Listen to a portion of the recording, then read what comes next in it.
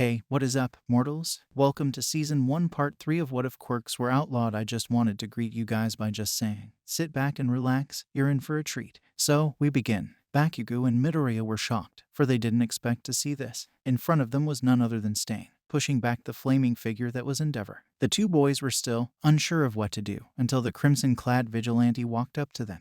What are you doing? Get out of here, Stain shouted, sounding more aggressive than he used to. Midoriya jumped upon hearing this, but he quickly recovered as he said, I'm not leaving without him. With a relatively calm voice, Stain got annoyed as he tightened the grip he had around his sword. You wish to sacrifice your life for a petty criminal? The crimson vigilante growled, letting his anger grow more and more by the second. Midoriya was startled by Stain's sudden burst of anger, but he didn't let show as he answered, that petty criminal is nothing more than a broken and forsaken child. If we don't help him, we don't deserve to call ourselves H with the same voice as before. But he didn't get to finish before Stain interrupted him. I've already told you, I'm not a hero, Stain shouted with more anger. Midoriya's was silent for a while, as his gaze slowly made its way to the ground. Thinking that he had won the argument, Stain turned his back on the two boys, trying to focus his attention on Endeavor. Human, a voice then said, slightly trembling as it did. Stain turned his gaze back to the two boys, only to see that Midoriya was looking straight at him with a cold gaze. I was going to say human, the green-haired boy finished, his voice still trembling. These words took Stain by surprise, for it was unexpected. The desire to help anyone, regardless of who they are, is a trait reserved for heroes. Midoriya's statement claimed that everyone wants to help others, and Stain couldn't get over the truth behind those words. The crimson-clad vigilante gritted his teeth as he turned his attention back to the almost recovered Endeavor. I'll hold him off, grab that kid and get out of here, Stain then grunted, before he leaped into battle. Both Midoriya and Bakugo were surprised to hear these words come out of Stain's mouth, but they quickly shrugged it off before they began to move. You better know what you're doing, Bakugo said to his green-haired friend, as they made their way past Endeavor. Midoriya didn't budge upon hearing this, as he quickly answered, I hope I do, with a trembling voice. The two boys then managed to sneak by the flaming giant that was Endeavor, but it didn't go unnoticed. The flaming agent saw them run past him, but he was too distracted by Stain to do anything about it. The two vigilantes swiftly made their way over to the beaten boy, carefully observing him as they did. He was unconscious, his black hair was singed and covered in blood, and part of his face was now burned. Midoriya felt a hint of anger enter his body like venom. And the cause of that anger was the AQTF agent that had done this. The green-haired boy looked over to his blonde companion, before they both nodded and proceeded to pick up the wounded teen. His body was limp and heavy, but fortunately he was still alive. Let's move, Bakugo growled, as he looked at his green-haired companion.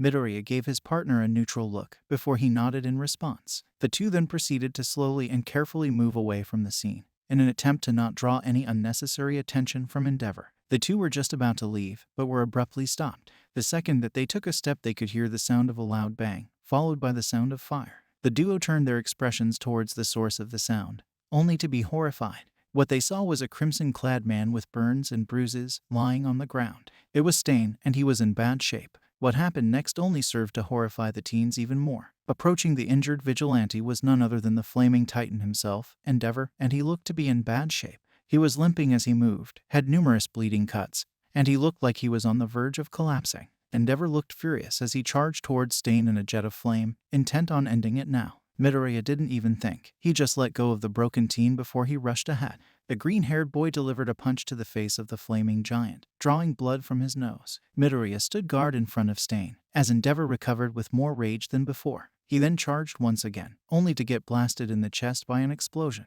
Can you give me a heads up next time you plan on running face first into danger? Bakugo shouted, prompting Midoriya to look at his blonde companion.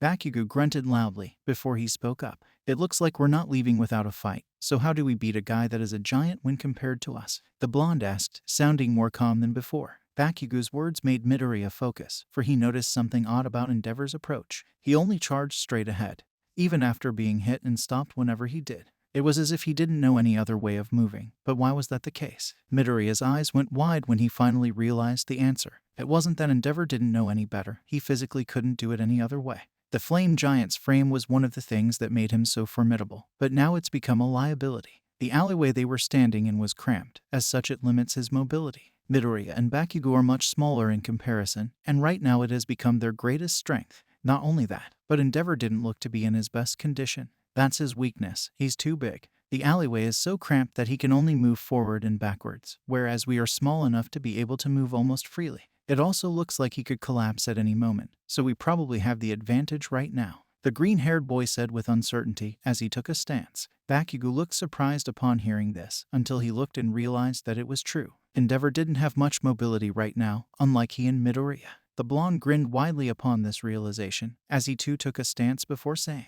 "Let's kick his ass." With a confident voice, Endeavor finally recovered from his staggered state, as he began to flare up and charge at the teens. He prepared a flaming fist, readying himself to cremate the vigilantes, but was hit by another explosion instead. The giant staggered back once more and received another punch from Midoriya, which was followed by another explosion.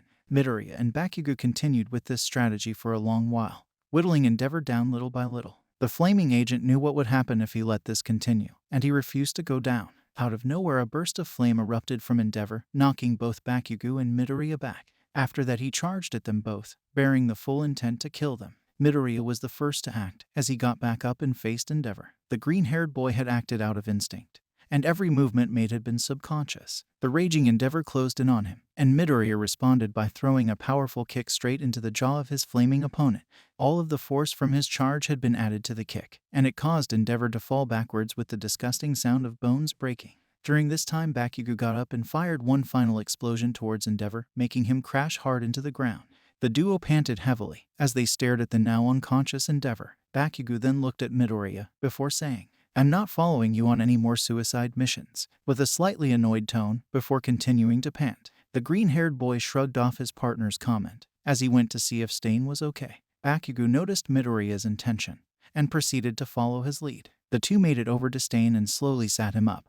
Before Midoriya spoke, "Are you okay?" with a worried tone. Stain shivered slightly upon hearing this, before he coughed loudly and responded, "Why are you still here?" the crimson-clad vigilante asked, voice being weighed down by pain and injury. Midoriya was a little more concerned, but he remained calm as he answered, "We faced a burning obstacle on the way." Stain was confused upon hearing this, until he strained his eyes and looked more carefully. Now he was suddenly shocked and taken by surprise, for he could clearly see the unconscious body of Endeavor lying in front of him. Did you?" Stain uttered, but didn't finish his sentence. Like he said, "We faced a burning obstacle and overcame it," Bakugo then said, as if he was answering the man. Stain was still in shock, but he quickly breathed a sigh of relief before trying to stand up. Bakugo and Midoriya noticed this effort and helped him up. After Stain was back on his feet, Midoriya shifted his gaze over to the still unconscious teen he had tried to save.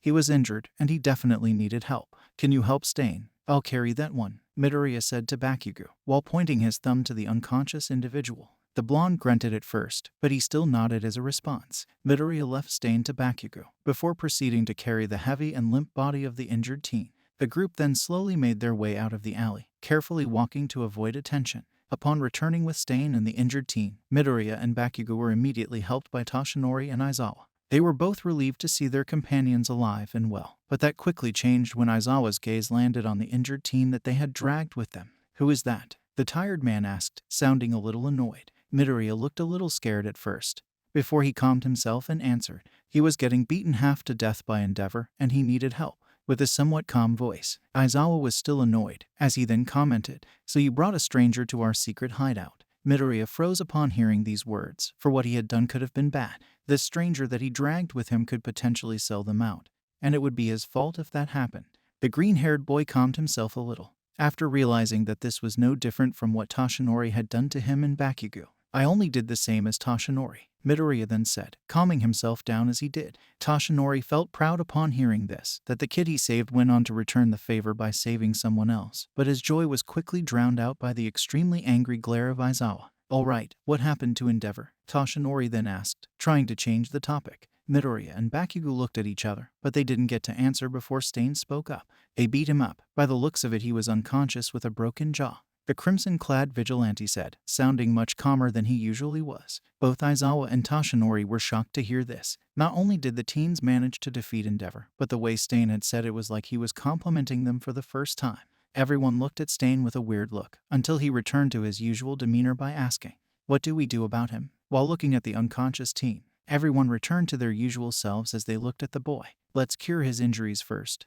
Then we'll talk when he wakes up," Toshinori then said, sounding calm. Everyone looked at the blonde man with neutral expressions, before they all nodded in perfect unison. Some time passed, and the vigilantes all helped to cure the injuries of both Stain and the boy. After that, Toshinori, along with Midoriya And Bakugo took the boy to a separate room so that they could speak when he woke up. Stain and Aizawa weren't with them, for they didn't want to talk with the kid. The trio all sat next to the boy and patiently waited for him to wake up, and it was a long wait. He sure is taking his sweet time to wake up, Bakugo exclaimed, sounding quite annoyed. Midoriya briefly glanced at his blonde friend as he responded by saying, "He was beaten half to death. What did you expect from him?" With a voice that hinted at nervousness, as if he was trying to enlighten Bakugo on the circumstances.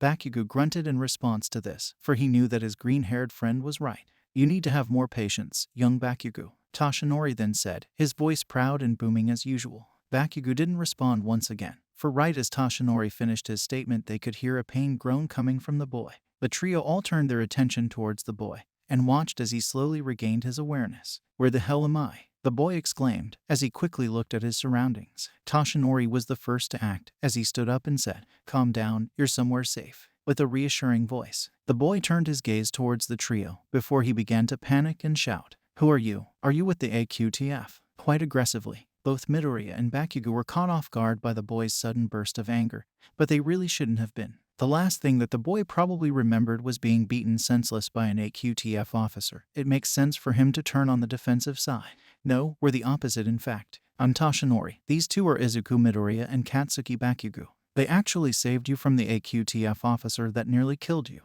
Toshinori then said, explaining the situation and introducing the trio in one go. The boy calmed down a little, as he slowed down his breathing. "So you're vigilantes?" the boy then asked, sounding like he was genuinely surprised. Toshinori just smiled at this reaction, as he answered, "Indeed we are," with a joyous tone. The boy was wide-eyed upon hearing this, for it had been unexpected. He knew of the existence of vigilantes, but this is the first time that he's ever encountered one. Toshinori was quite joyful when seeing the boy's reaction.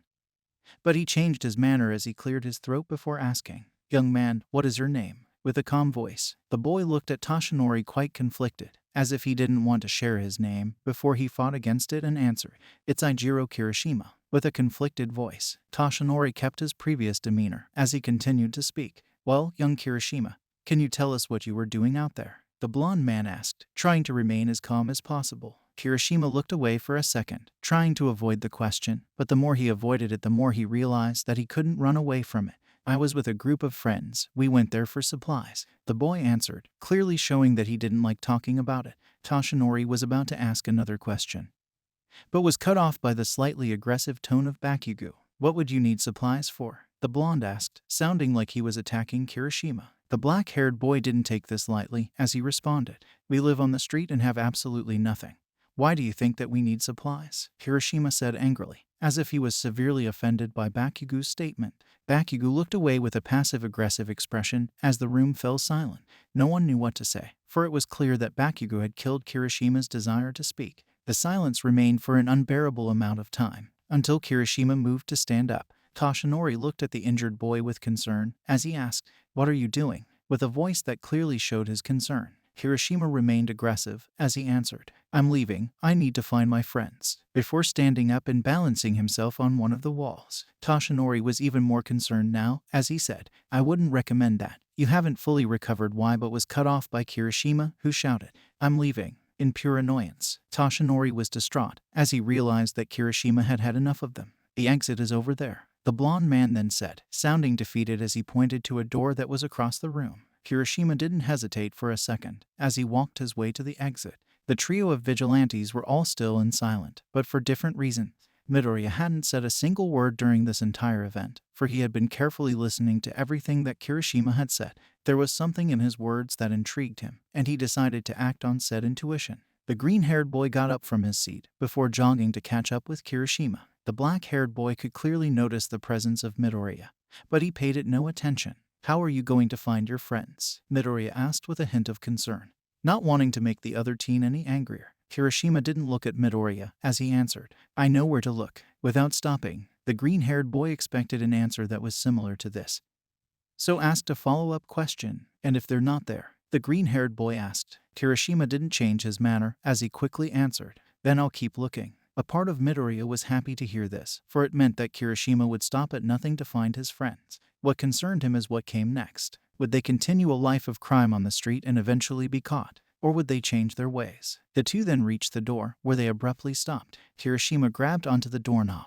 but he didn't open it when he heard what Midoriya said. "Why don't you join us? Like you said, you have nothing. If you're with us, you can fight and make a difference," the green-haired boy said, voice sounding as calm as he could manage. Kirishima couldn't take these words seriously at first, for it sounded too much like a joke in his ears. But when he turned to see Midoriya's eyes, he realized that it wasn't a joke. The green-haired boy was being dead serious. He was inviting Kirishima to their band of illegal crime fighters, and he didn't even show a single hint of hesitation. Kirishima didn't know how to react to this, for Midoriya was an alien to him. His conviction and dedication was something that he had never encountered before, and dare he say that it was contagious. The teen clenched his fist in conflict, for the thing he wanted to do didn't align with what he needed to do. "I need to find my friends," Kirishima then said, before turning back to the door. Midoriya had hoped for another answer, but he was still happy with what he got. The black-haired teen hadn't answered his question, which made him believe that he was considering it. "All right, just do us a favor and keep this place a secret," the green-haired boy then said, sounding just as calm as before. Kirishima looked at him once more and said,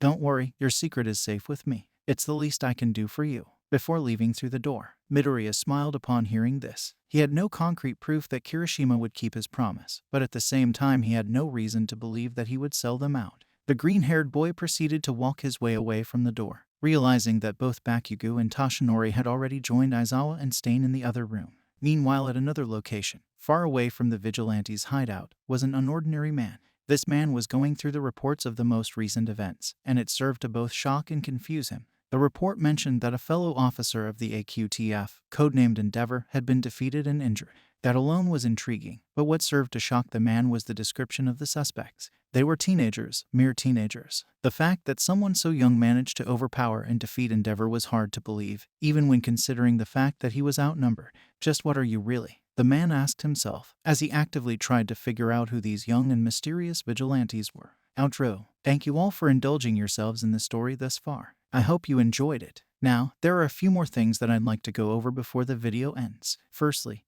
we've got a second channel called Anime Deep Dive. Anime Deep Dive goes deep into the facts and lore of a wide variety of anime. It's sure to expand your weeb knowledge for all kinds of series guaranteed. On top of that, we have a third channel called We The Celestials Naruto What Ifs. It's what we do on this channel already, but in the vast world and lore of Naruto. Go check it out if you're in the mood for some jutsu action. Secondly, on behalf of We The Celestials, I'd like to thank everyone involved in the production of today's awesome content.